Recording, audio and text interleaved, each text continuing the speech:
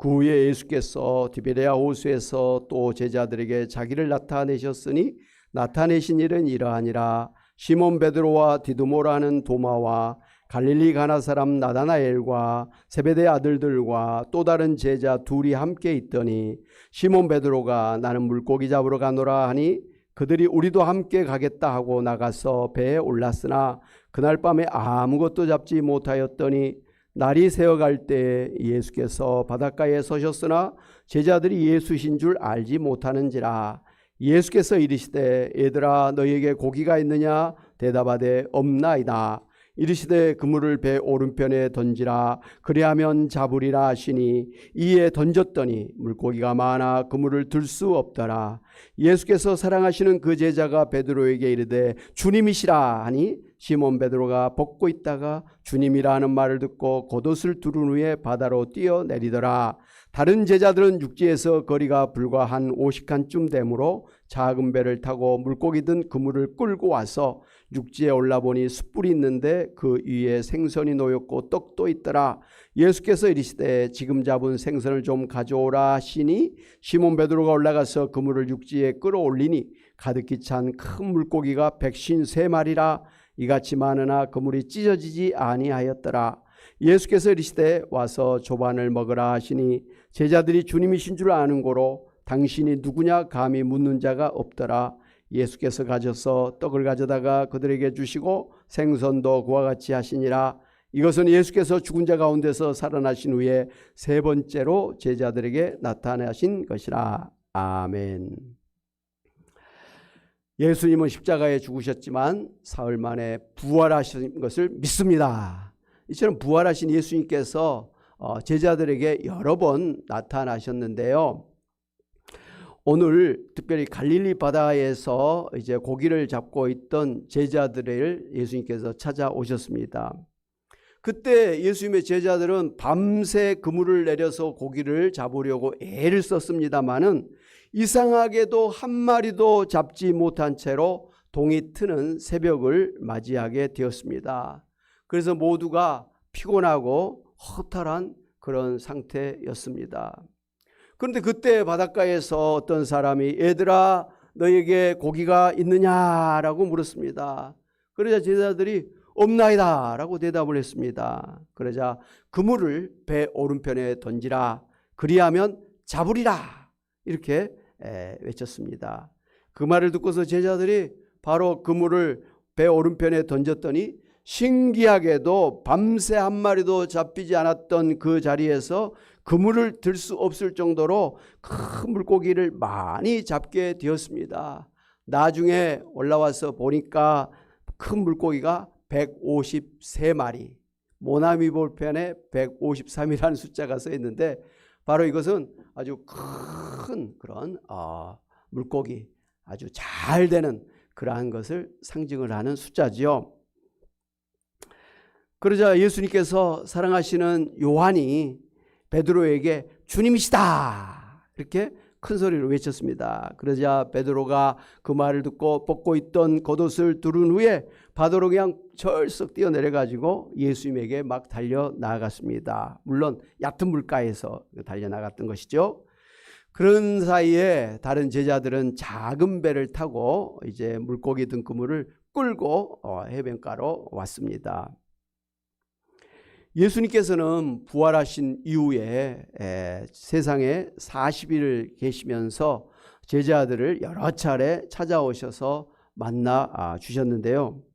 부활하신 예수님은 시공을 초월해서 안 계신 곳이 없이 무소 부재하신 신령한 하나님이신 것을 보여주셨습니다. 예를 들면 문이 잠겨 있는데 예수님께서 쑥 집 안에 들어오셔서 샬롬 너에게 평안할지어다 하면서 제자들을 만나 주셨던 것을 보면 예수님의 몸은 우리와 똑같은 그런 육체를 부활해서 육체를 가졌지만 그 육체는 부활하기 전의 육체와 부활하신 이후의 육체는 달랐다라는 것이죠. 고린도서 15장의 말씀대로 하면 그 예수의 부활한 몸은 신령한 몸이요 영광스러운 몸이요 강한 몸이라는 것을 우리가 알 수가 있습니다. 근데 너무 감사한 것은 부활하신 예수님의 이 몸이 이후에 우리가 부활해서 입게 될 옷인 줄로 믿습니다.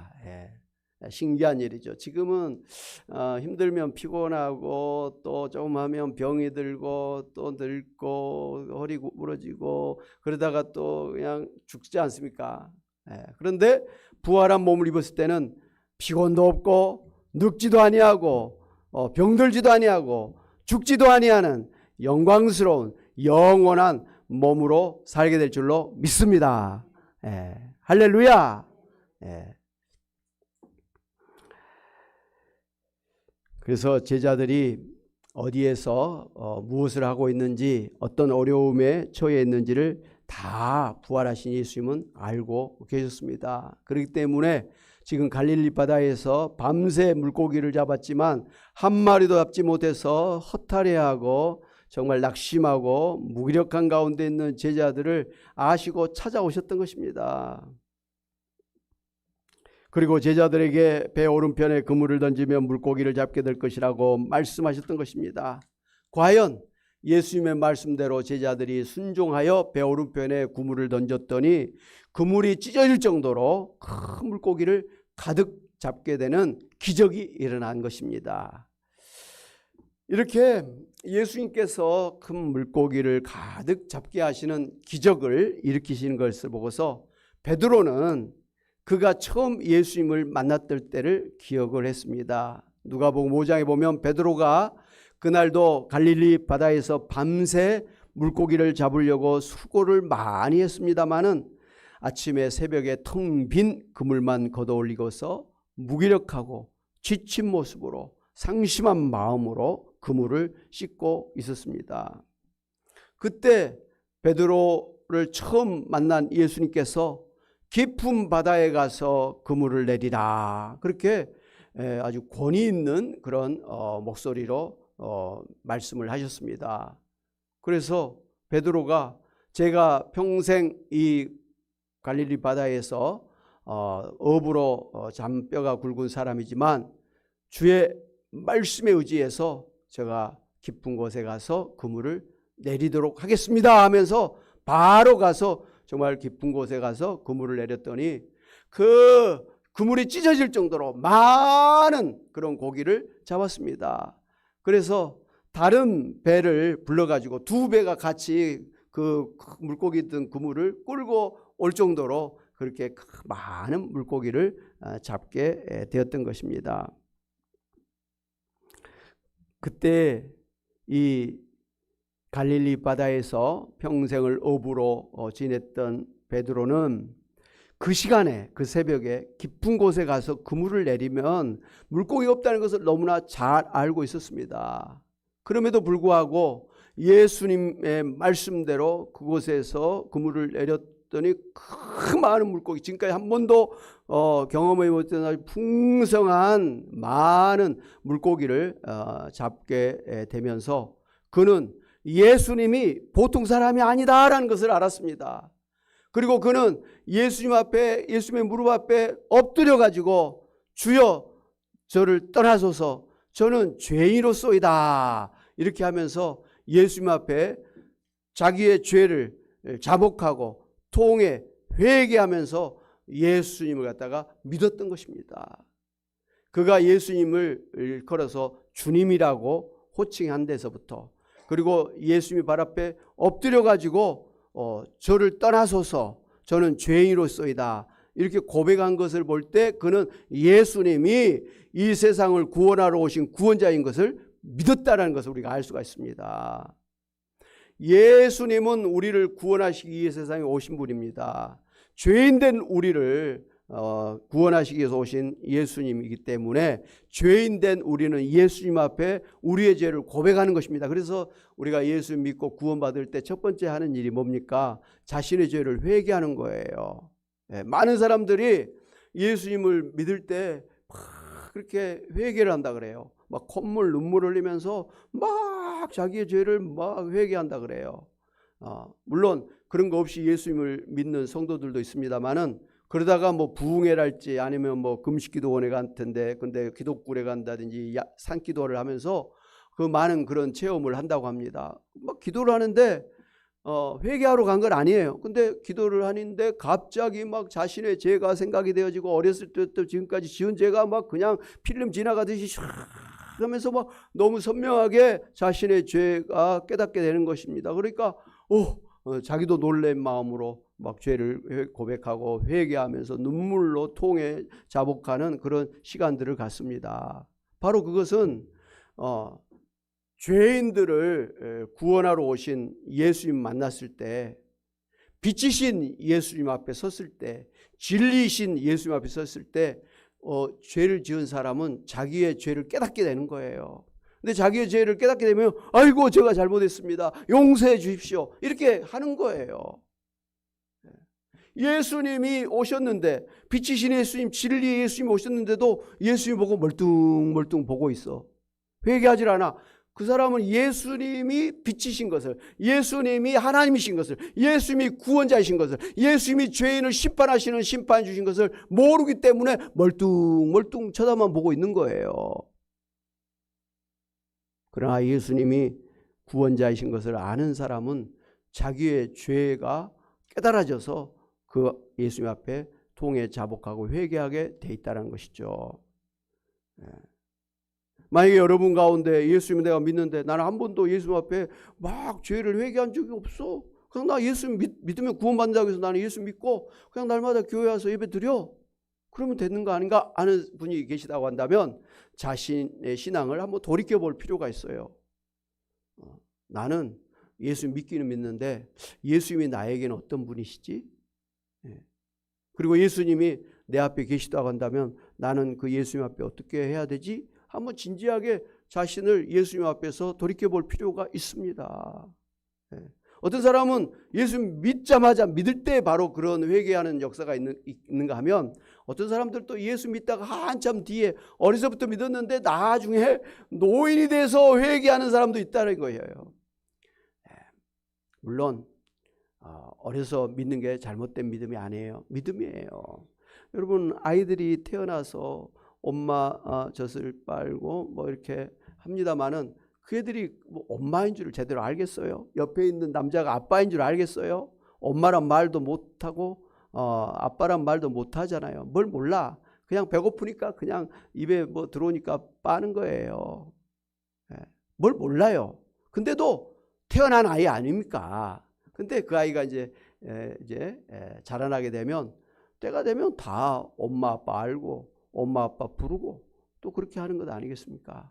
오늘 우리 예수 믿는 사람들도 처음 예수 믿으면 그때부터 막 믿음이 장성한 그런 분량이 이런 게 아니라 어린아이 같이 신앙이 아주 어린였다가 점점 이제 신앙이 자라나서 마지막에는 예수님처럼 아주 신령한 그런 경지에 이르게 되는 것입니다. 여러분은 지금 그 중간에 있는 것입니다. 그러므로 어린아이가 계속해서 이 젖을 빨고 음식을 먹으면서 키가 자라고 지능이 자라는 것처럼 여러분도 부지런히 말씀을 먹고 또 기도하면서 여러분의 신앙이 쑥쑥 자라나시길 주님의 이름으로 축원합니다. 아멘.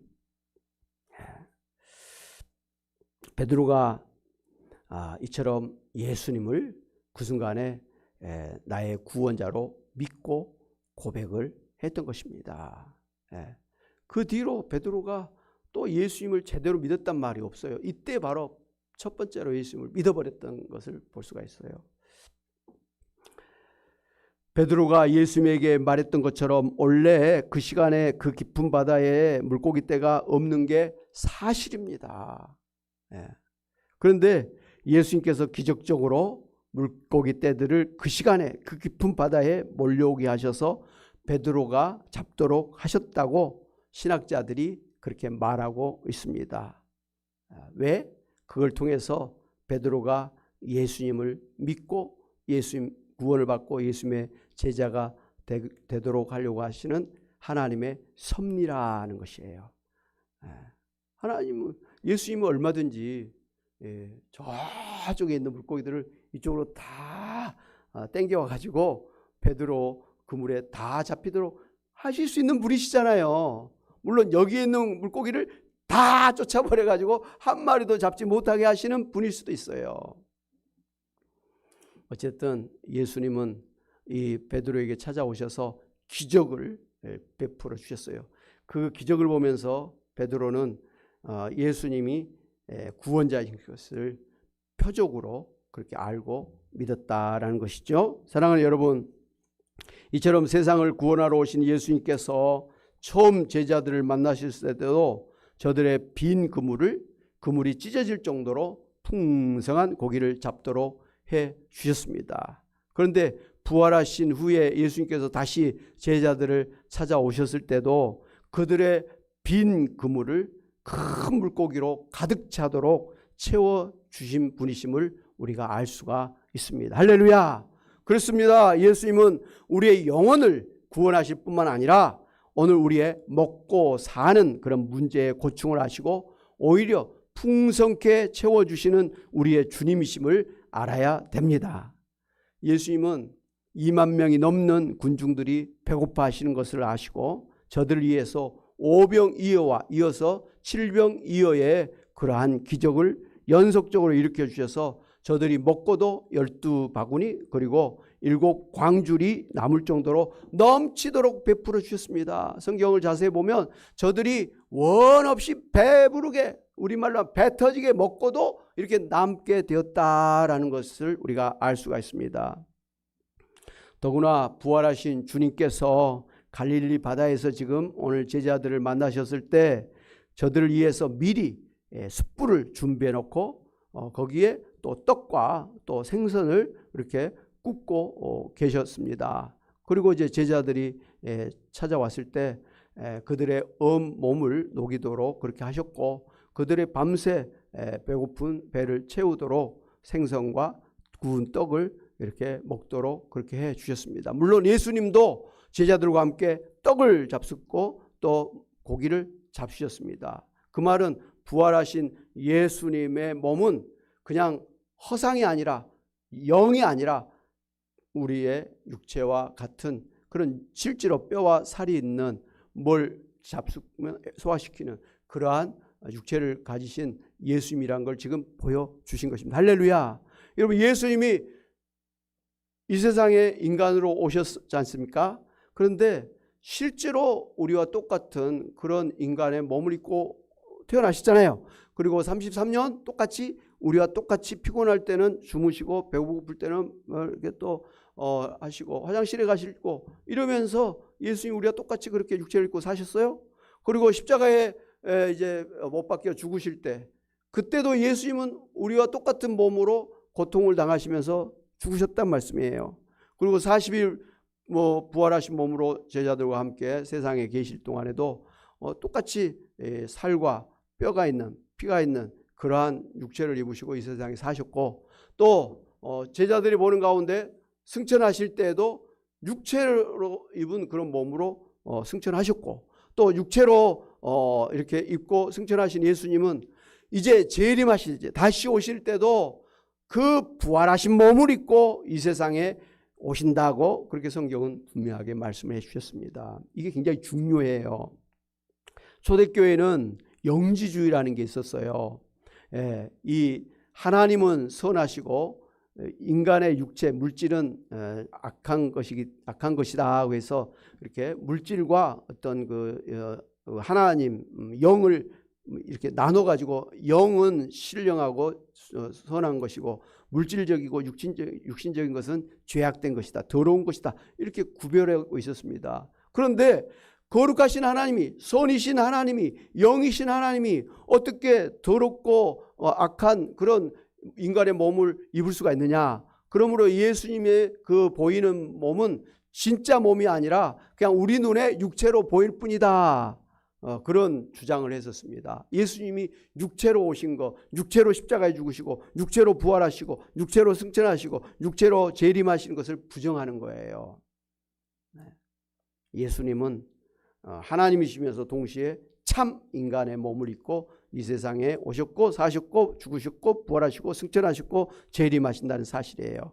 이게 엄청나게 중요한 여러분 교리예요. 왜냐하면 우리나라의 자칭 재림주, 자칭 하나님이라는 사람들은요, 자기가 예수님이라는 거예요. 자기가 하나님이라는 거예요. 어떻게 그런 사람이 재림주가 되고 하나님이 됩니까? 예수님의 영이 자기에게 임했다 이거예요. 예수님이 이 세상에 재림하셨는데 영으로 재림을 하셨다라고 주장을 하는 거예요. 근데 그들의 주장을 보면 좀 웃겨. 문선명이한테 예수님의 영이 임했는데 문선명이가 죄를 짓고 또 뭐 죽으니까 그 영이 문선명에게서 떠나가지고 예를 들면 JM에서 정명석에게 들어왔다.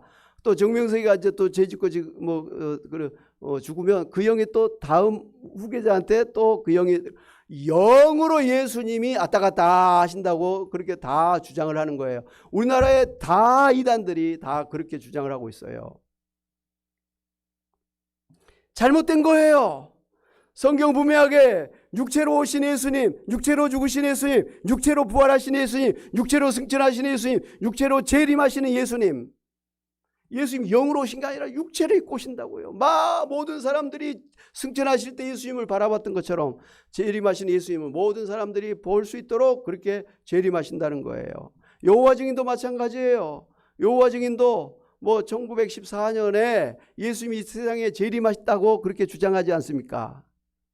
안식교하고 똑같아. 재림의 수교예요. 아니 어떻게 예수님이 임했느냐? 예수님이 보이지 않는 영으로 저 하늘의 구름에 지금 임하셨다. 그래서 거기에서 이 세상을 지금 통치하고 계신다. 왕국회관이다. 이렇게 주장을 하는데 잘못된 거예요. 예수님 무슨 구름 위에 영으로 계셔가지고 이 세상을 통치하신 게 아니에요. 그렇게 오신다고 말씀한 적이 없다 이 말씀이에요. 사람들이 다 볼 수 있도록 육체를 가지고 부활승천하셨고 육체를 가지고 재림하신다 이 말씀이에요. 바로 예수님이 제자들과 함께 이 떡을 또 고기를 잡수신 것은 바로 예수님이 진짜 육체를 가지신 부활하신 몸도 먹고 마신다라는 것을 보여주신 것이죠. 우리가 앞으로 부활해서 살게 될 그 몸이에요. 우리 부활한 몸을 입고 우리도 먹을 것입니다. 마실 것입니다. 또 잠도 잘 것입니다. 물론 화장실도 가겠지요. 육체니까.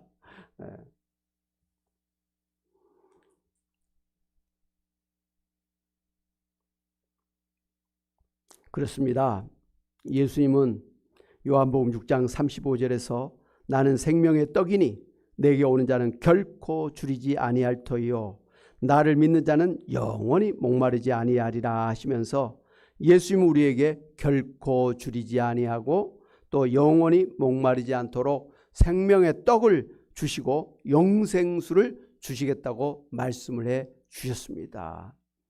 요한복음 10장 10절에서는 내가 온 것은 양으로 생명을 얻게 하고 더 풍성히 얻게 하려는 것이라 이렇게 말씀을 하셨는데요.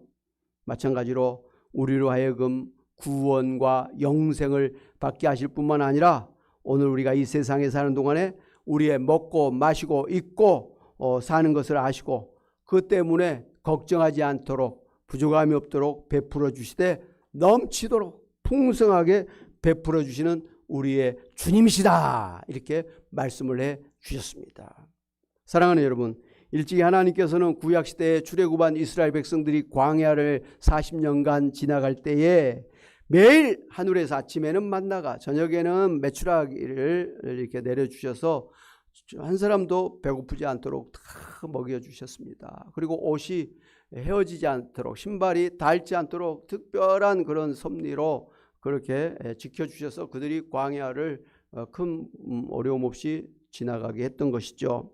그리고 이스라엘 땅에 3년 6개월 동안 비가 오지 않아서 가뭄이 들어서 정말 이제는 먹을 것이 없고 마실 것이 없는 그때에 사르밧 과부를 찾아간 엘리야를 통해서 하나님은 이 사르밧 과부의 집에 이 가뭄이 끝날 때까지 끝이지 아니하도록 밀가루와 기름이 계속해서 나오도록 해서 전혀 부족함이 없도록 넘치도록 그렇게 베풀어 주신 것을 우리가 알 수가 있습니다. 오늘도 부활하신 예수님은 우리와 함께 하시면서 우리의 영적, 육적, 물질적인 필요를 아시고 준비하여 베풀어 주시는 여호와 일의 하나님이신 믿으시기를 바랍니다. 더 나아가서 우리에게 주시되 넘치도록 베풀어 주시는 우리의 주님이심을 믿으시기 바랍니다. 그러므로 마태복음 6장에서 너희는 무엇을 먹을까, 무엇을 마실까, 무엇을 입을까 염려하지 말라. 하늘의 새를 먹이시고 들판에 백합화를 입히신 하나님께서 하물며 너희일까 보냐 믿음이 적은 자들아 하시면서 먹고 마시고 입을 것을 아시고 날마다 베풀어 주시니까 그런 것 때문에 염려하지 말라는 거예요. 이번에 우리가 총선을 치르면서도 뭐 여야가 공통적으로 주장하는 게 뭡니까? 이 뭐 민생을 뭐 돌아봐라, 먹고 사는 문제, 경제를 뭐 회복시켜라. 북한 땅에서는 김정은이가 쌀밥에 고깃국 먹도록 해주겠다. 그게 목표 아닙니까? 어느 나라든지 먹고 사는 것이 제일 기본이고 가장 중요해. 물론 어떤 사람은 풀을 먹고 어떤 사람은 고기를 먹는 그런 차이가 있겠습니다만은 먹고 사는 게 중요하다고 생각하는 거예요. 그것 때문에 아침 저녁까지 일을 하고 그냥 가정도 소홀히 하고 자식 양육도 소홀히 하고 부모 봉양도 소홀히 하고 그냥 돈 번다는 핑계로 그냥 그렇게 살고 있는 것입니다. 그리고 그 때문에 다른 사람을 갖다가 죽이기도 하고 사기도 치고 거짓말도 하고 또 먹고 사는 것 때문에 그 국경을 넘어서 다른 나라를 침략해서 전쟁을 일으키기도 하는 것 아니겠습니까? 그런데 예수님은 우리의 먹고 마시고 입는 이런 사는 문제는 걱정하지 말라. 하나님께서 다 늘 주신다. 근데 그것 때문에 염려해가지고 인생을 불행하게 살지 말고 그런 것 때문에 인생을 소비하지 말고 진정으로 중요한 것 하나님의 나라와 하나님의 의를 구하면서 하나님을 사랑하고 이웃을 사랑하면서 그런 선한 삶을 사는 일에 인생의 목적을 두고 살아라. 하루를 살아도 그렇게 살아라. 이렇게 말씀을 해 주신 것입니다. 사랑하는 여러분, 오늘 정말 지금까지도 물론 힘들게 살았다고 생각을 하면서 앞으로 내 남은 생에는 어떻게 살아야 될까 고민하고 걱정하신 분들이 계실 줄 압니다.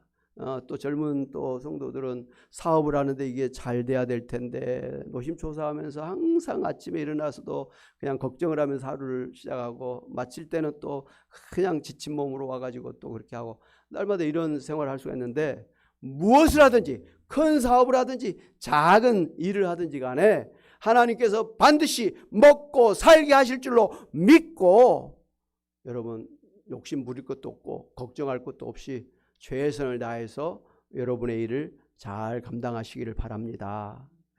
대신에 정말 하나님의 가장 큰 명령대로 하나님을 사랑하고 이웃을 내 몸같이 사랑하는 것이 어떤 것인가, 내 가족을 어떻게 하면 사랑할 것인가, 내 형제자매들을 어떻게 사랑할 것인가, 교회 연약한 성도들을 어떻게 하면 사랑할 것인가를 늘 생각하면서 그것에 포커스를 맞추고 그것을 목적으로 그렇게 기도하면서 사시는 여러분 되시기를 바랍니다. 그래야만 하나님께서 오히려 이 땅에서 100배로 축복해 주시고 자녀 3, 4대까지 복이 되게 하시고 천국의 큰 상급을 쌓게 하실 줄로 믿습니다. 그러한 하나님 앞에서 천국을 살아가시는 여러분 되시기를 주님의 이름으로 축원합니다. 아멘.